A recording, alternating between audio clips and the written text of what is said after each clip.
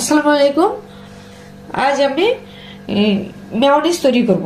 Mayonnaise তৈরি করার জন্য প্রথমে একটু গরম পানি দিয়ে দিচ্ছি, ব্লেন্ডারে দিব। একটু গরম পানি দিয়ে দিচ্ছি, গুঁড়া দুধ দিয়ে দিচ্ছি গরম পানির ভিতরে। এখানে সরষের তেল দিয়ে দিচ্ছি, এটা আদা বাটা দিচ্ছি, গোলমরিচ দিয়ে দিচ্ছি। তৈরি করার জন্য আচার লাগবে, যে কোনো আচার হলে চলবে, তবে আমের আচার হলে ভালো হয়। আমার কাছে আমের ঝুরি আচার আছে, এটা দিয়ে দিচ্ছি। 1 চামচ,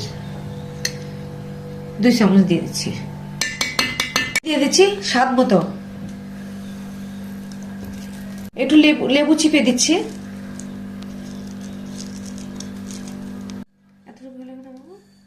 শুকনা মরিচ লাগবে, আমি একটা দিয়ে দিচ্ছি, বেশি আমরা ঝাল খাবো না, সেজন্য একটা দিয়ে দিচ্ছি। আপনারা যারা যদি ঝাল পছন্দ করেন তাহলে আর একটু বেশি দিতে পারেন। লবণ দিয়ে দিচ্ছি, একটু রসুন বাটা দিচ্ছি, ভিনেগার দিয়ে দিচ্ছি 1 কর্ক, আর একটু দিব, এই যে 1/2 কর্ক। সস দিয়ে দিচ্ছি, টমেটো সস।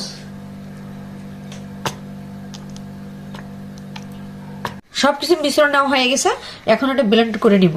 ঢাকনাটা লাগিয়ে দিচ্ছি। মেয়োনিজ রেডি হয়ে গেছে, আমি এখন ঢেলে নিচ্ছি। এটা আপনারা যে কোনো জিনিস বারবিকিউ দিয়ে খেতে পারেন, যে কোনো ভাজা পোড়া দিয়ে খেতে ভালো লাগে।